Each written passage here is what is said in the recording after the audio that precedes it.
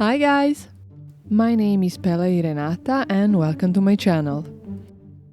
So, I was wondering, are you in mood for Halloween yet?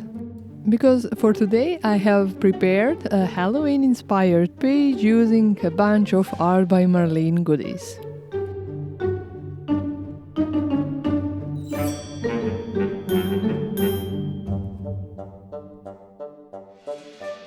This project I will start using one page from Art by Marlene Perfect Size Journal.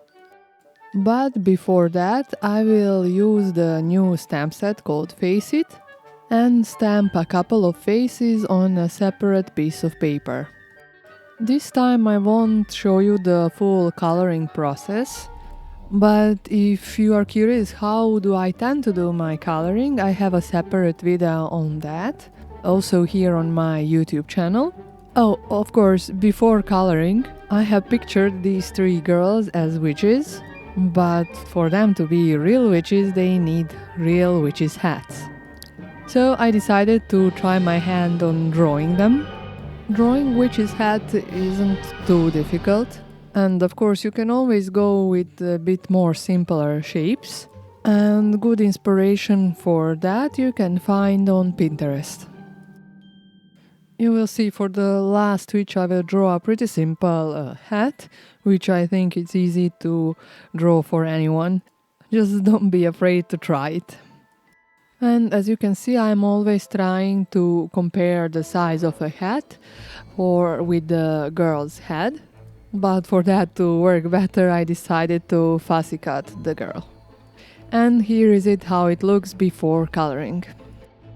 Now for the second girl, I really liked that teapot and a cup. So I had an idea to cut it out and use them to decorate the witch's hat. But first let's draw a hat. Here you can see I got with a really simple shape, nothing really fancy. But it will become more special when I decorate it with that teacup set. And of course everything will look much better when it's colored. Here you can see the second witch with her hat. And now I will just draw the third hat. Really simple triangle shape, nothing really special, but still cute in a way. For drawing I am using simple AB graphite pencil. Nothing really fancy, no special tools. Mine is particularly a Faber-Castell brand, but I really don't think that really matters. And now after drawing and fussy cutting, you can see all three witches with their hats, so it was time to color. For coloring I am going to use Prismacolor Premier pencil, and here is how they look. My final version in really nice colors. But now that the focal images were done, it was time to start working on my background. This time I decided to use Art by Marlene acrylic colors in Mermaid, Sky, Police and Peach color. For paints to blend easier, I will spray a bit of clean water on my paper from both sides so the paper wouldn't wrap. And for applying the paint I will use one of Art by Marlene acrylic paint brush, the flat one. And I am starting in a way that I am applying the brightest color in the middle, and then the more I am going toward the edges I am starting with darker shades. Of course this coloring will take 2 or 3 layers for it to look better. But even then, if you are not fully satisfied, don't forget that you can always improve it by adding some stencil work, adding splatter, and of course, most importantly, pretty focal images. Here is how my background looks at this point, with some splatters. And now time for some stencil work. I am using one of Art by Marlene older stencils from the Essentials line called Lovely Mandala. For this I'm going to use the same colors that I used for my background, so the result is going to be pretty much subtle. But if you want your stencil work to be more visible, you can try choosing some darker shades of blue, like the one which I used for the edge, or even some other color. Oh, and of course, to apply the acrylic paint through the stencil, I am using Art by Marlene artist sponges.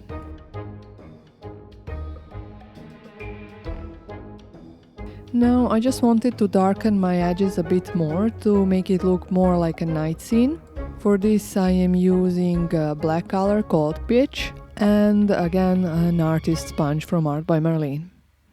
And I am applying the paint only towards the edges of my paper.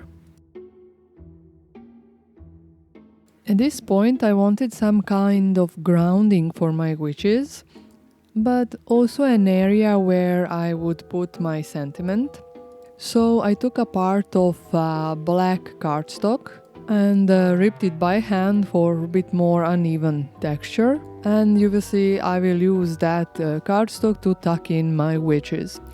I chose to work with the black cardstock, but later it came to my mind I could have used one of Art by Marlene scrap papers, because she has really nice choice.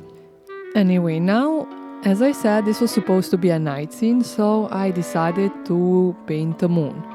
I am using this homemade stencil for that, just a paper where I cut out a shape, circle shape, and I am applying white acrylic paint called Lace.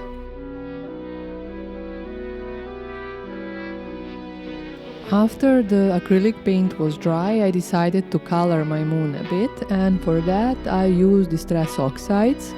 I chose the antique linen and wild honey shades, and I am applying with a Studio Light ink blending brush. But don't forget that Marlene has also released her own set of blending brushes, which come in such a beautiful colors and in 4 different sizes. So be sure to check them out too. Now, as the moon isn't always such a perfectly even color, I decided, of course, to use some clear water to add some splatters, as you can see here, and I think that made some really nice effect.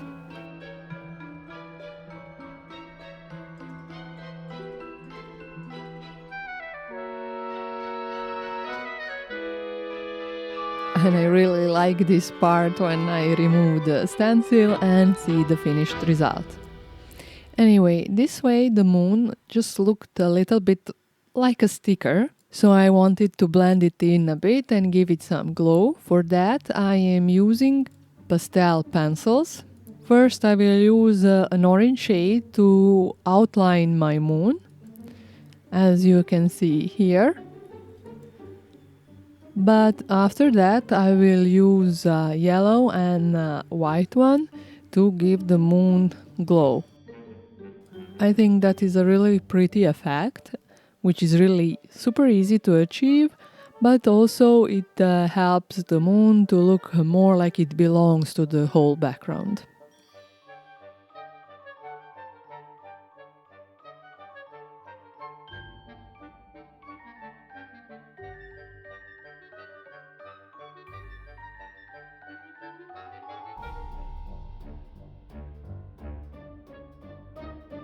Now, since I have the moon, I also needed some stars. And for that I decided to go with the lazy method. And I am just shaking out some paint from acrylic marker. The one which I am using is a Posca pen in yellow color. At this point it came to my mind that I would like my sentiment to match the color of the moon. So I am once again using the same shades, antique linen and wild honey, on a scrap piece of paper, which I am going to cut out using Art by Marlene alphabet cutting die set. And it will help bind the image in a way, and it looks all like it belongs to each other. Here is the die set that I have used. So at this point what was left for me to do was to adhere all the elements and assemble my layout. For adhering, as always, I am using Art by Marlene sticky multi-glue. As always, you will find the full list of supplies that I have used in the description box down below. But also, please don't be shy and leave me a comment, because I would really be curious on your thoughts on my project. And of course, I always appreciate if you leave me likes and if you subscribe to my channel.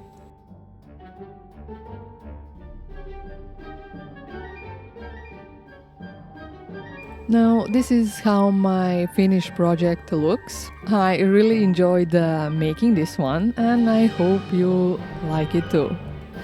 Thank you for watching and have a nice day. Bye!